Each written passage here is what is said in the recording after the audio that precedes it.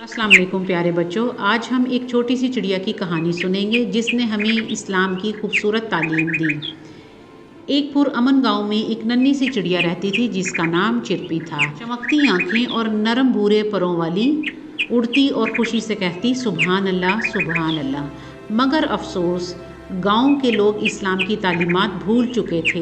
वो परिंदों को पत्थर मारते, घोंसले तोड़ते। इन्हें याद ही नहीं था कि हमारे प्यारे नबी हज़रत मोहम्मद सल्लल्लाहु अलैहि वसल्लम ने हर जानदार से मोहब्बत सिखाई है।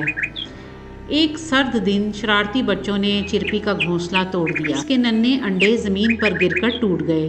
चिरपी का दिल भी टूट गया। वो थके परों के साथ उड़ गई एक महफूज जगह की तलाश में। कई दिन के बाद वो एक दरख्त पर उतरी जहाँ पर एक प्यारी सी लड़की रहती थी जिसका नाम आमना था। आमना को जानवरों से बहुत मोहब्बत थी और इसे एक हदीस भी याद थी, ज़मीन वालों पर रहम करो, आसमान वाला तुम पर रहम करेगा। सुबहान अल्लाह, ये भी अल्लाह की मखलूक है, मुझे इसकी मदद करनी चाहिए, आमना ने सोचा। आमना इसके लिए बीज और पानी लेकर आई। नरम आवाज़ में चिरपी को बुलाया। चिरपी पहले डरी, फिर आमना की मोहब्बत ने इसे महफूज एहसास दिलाया। आमना ने एक टोकरी में घोंसला बनाया और खिड़की के पास रख दिया। वो हर रोज़ कहती, फ़िक्र ना करो नन्ही चिड़िया, अल्लाह मेहरबान वालों को पसंद करता है। फिर एक दिन चिरपी खाना खाने नहीं आई। आमना परेशान हुई, हर जगह देखा। फिर दरख्त से एक खूबसूरत आवाज़ आई।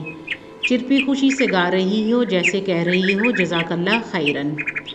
फिर गांव के लोगों ने देखा आमना की मोहब्बत और चिरपी की खुशी। इनके दिल भी बदल गए। उन्होंने जानवरों से मोहब्बत करना सीखा जैसा कि हमारा दीन सिखाता है। कहानी का सबक, इस्लाम में हमें हर जानदार से मोहब्बत करना सिखाया है। छोटी सी मेहरबानी भी अल्लाह की बड़ी रहमत लेकर आती है। हमेशा नरमी का रास्ता चुनो, यही हमारा ईमान है। प्यारे बच्चों, अगर नबी करीम सल्लल्लाहु अलैहि वसल्लम को कोई ज़ख्मी परिंदा मिलता तो वो क्या करते? क्या हमें भी वैसा ही नहीं करना चाहिए था?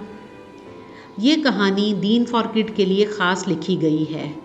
अगर आपको पसंद आए तो लाइक, शेयर और सब्सक्राइब करना ना भूलिए ताकि इसी तरह अच्छी कहानियाँ आपको मिल सकें। आप सब के देखने का बहुत शुक्रिया।